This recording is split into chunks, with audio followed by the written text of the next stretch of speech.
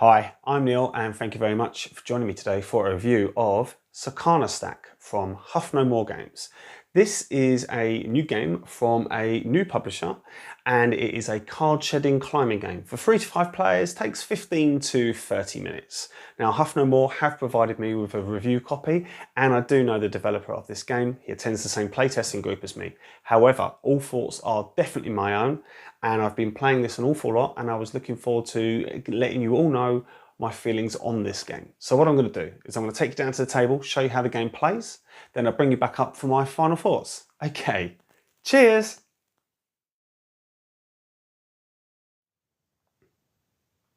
Okay, so this is Sakana Stack set up for a 3-player game. What we've done is we've moved the 9s and the 10s of all the suits, shuffled the remaining cards, dealt 10 to each player, and the remainder of the cards from the deck we've turned over the top one to create the catch of the day.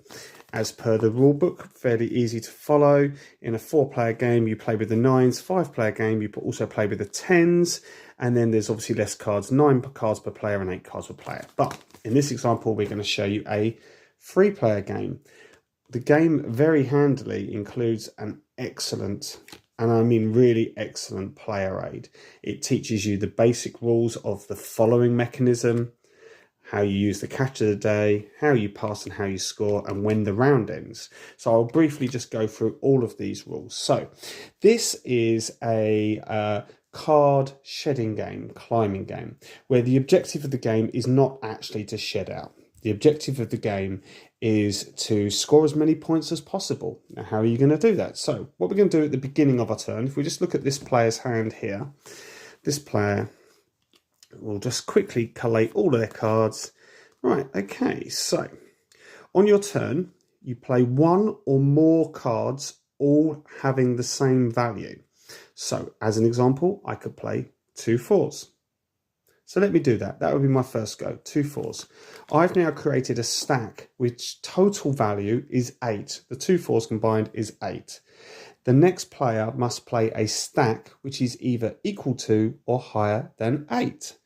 But there are some rules in relation to how they do that. So they are going to look at their hand. They have to, the top card of this stack denotes what the bottom card of the next player's stack must be. So in this example, the next player must either have a 4 or a blue at the bottom. So as an example, what we can do now is we can play these two because this meets all of the criteria of the following rules. Number 1, it is equal to or higher than the 8 because it's 10. It has a blue card at the bottom. So this gets played here. Now what happens when a player beats a previously played stack? That stack gets discarded. And then it comes around to the 3rd player's turn. They now have to have either a 5 at the bottom or a yellow at the bottom. And they have to beat the value of 10. Once again, they can do that. So they will play these 2 8s here, making 16. They've beaten that one. Comes back round to first player again. They now have to beat 16. They cannot beat 16 with the cards in the hand. So they can use the catch of the day. So one way in which you use the catch of the day is by, when you pass, you take the card and add it into your hand. This player would then score the top card of their stack. A new catch of the day gets turned over. And now this player has to beat this card here. They have to either have an 8 or a yellow at the bottom. So what they're going to do is they're going to play that, which beats this one. So this gets discarded. So as you can see, we're going around and around and around. This player now has to play at the bottom of theirs an 8 or a blue, and they have to beat the value of 16. They cannot beat that value, so they take that one, add it to their hand. This player will score the top card of their stack. Now, another way in which you can play is if you don't want to beat, this player could beat or equal it, but they don't have to. They can just pass and add a card to their hand, which is perfectly valid strategy. Now, it's come all the way back round to this player again. If ever it comes back round to you and it's your turn and you have current cards in your stack, you score that stack straight away, and then effectively you're starting off the next stack with nothing to beat, which is lovely. They're going to play 2 2s to make a 4. Now, This is a good example here. What this player has to have at the bottom of their stack is either a blue or a 2. And they're just going to play that one there. You are allowed to just play one card, even though they could play 2. They're going to play just one. Beats that stack, gets discarded. This player now either has to have a blue or a 6 at the bottom, which they cannot do. They're going to take the 7, add that to their hand. I've passed. This player gets to score that card. Comes back round to this player again. And they have nothing to beat at the moment. They're just going to play that one. Now, this has to have a 6 at the bottom or a pink. So they'll just play a 6. Now, when it's an equal value, this player doesn't score that one. Not yet, until it comes all the way back round to them. So both stacks stay on the table. Has to be a 6 or a purple at the bottom. Now we can show you what else you can do with the catch of the day. If you can combine the catch of the day with other cards in your hand, you are allowed to play it. So you're allowed to draw and play at the same time. So that's what they've done. They've played that. It beats both of these cards. They both get thrown into the discard pile. Okay, so we've talking about the must follow rules, where you have to equal or beat the value of the previous stack, and the bottom card of your stack has to match the top card of the previous stack, either number or colour. All cards played must be of the same number. We've also talked about passing. Scoring is just a case of the end of the round, adding up each card in your score pile. That's very, very, very simple. We've also gone through how the catch of the day works.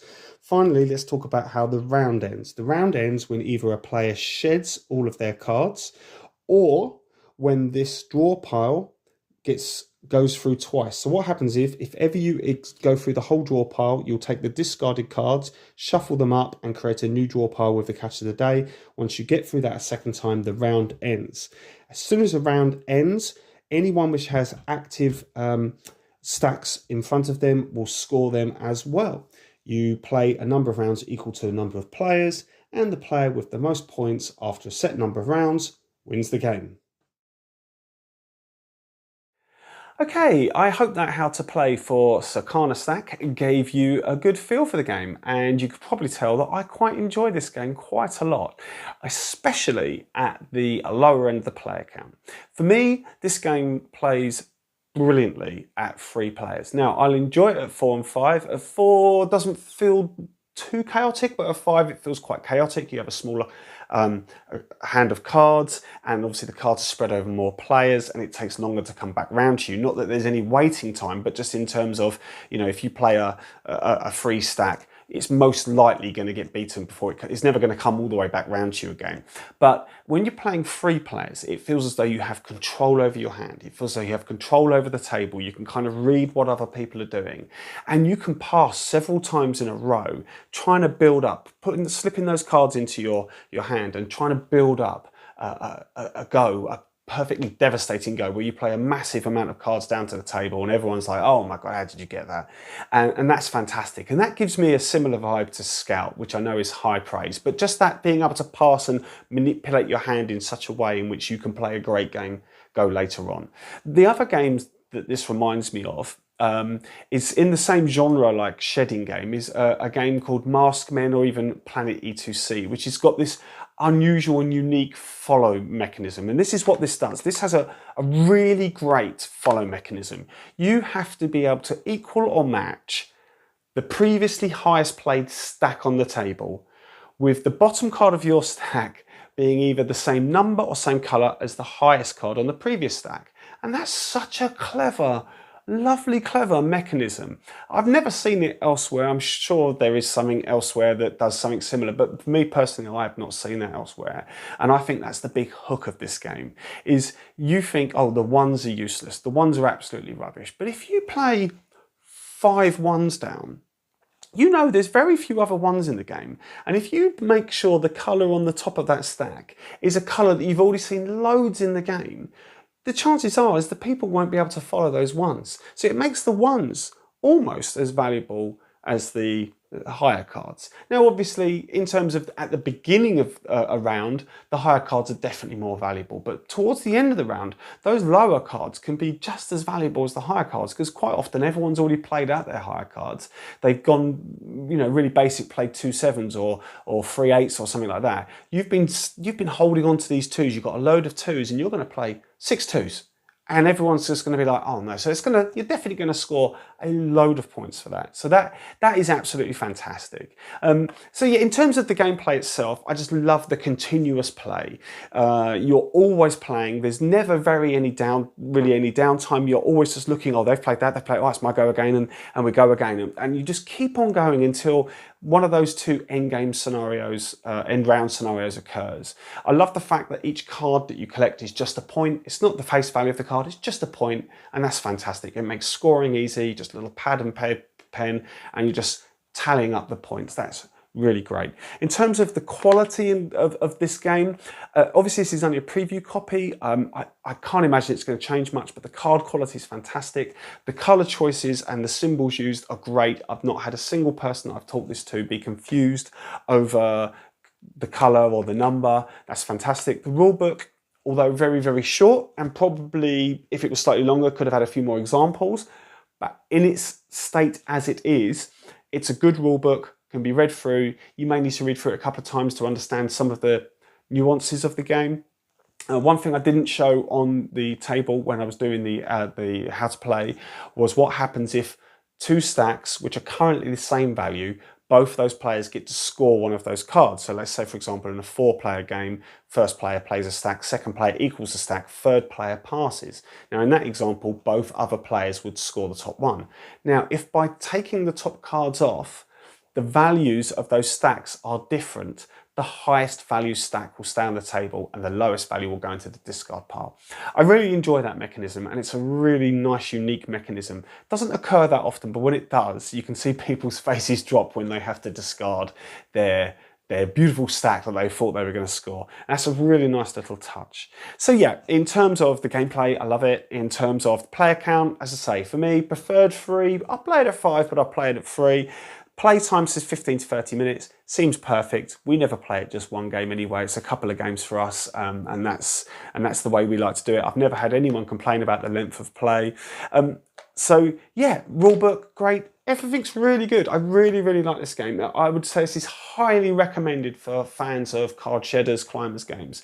I would say if you are a fan of that genre, come this October, you need to be back in Sakana Stack. I think it's a game well worthy of your collection, one that you'll get a lot of fun out of. Now, if you are not a fan of the genre, then this probably isn't for you, and that's fair enough. But if you're new to the genre and you haven't got any climbers or shedders, and you're like, oh, is this the right one for me? It's not the easiest one to have as a very first one, but I'll tell you what, it wouldn't be a bad idea to get it in your collection because of the amount of interaction between the players, the continuous fun and smiles that you'll have, the fact that you feel like the game's forever rewarding. You're always scoring a little card or you're building up your hand. It never feels as though any go is a complete waste. Even if you can't go, you're adding another card to your hand that hopefully you'll be able to play later on. So it's a very rewarding game, one that always brings out smiles on everyone's faces. I've really enjoyed Sakana Stack, and I really appreciate Huff No More providing a review copy for me, because when we took this away on holiday, we played this a lot, and I mean a lot. It was definitely the game of the holiday for us. So yeah, so for me, in terms of my rating, I would say if you're a fan of the genre, this is a back 100%, definitely back this in October. In terms of my board game geek rating, I've rated this as an 8 out of 10. It could go higher, but as it stands at the moment, it's an 8 out of 10. In terms of negatives, there's not much negatives to say about this.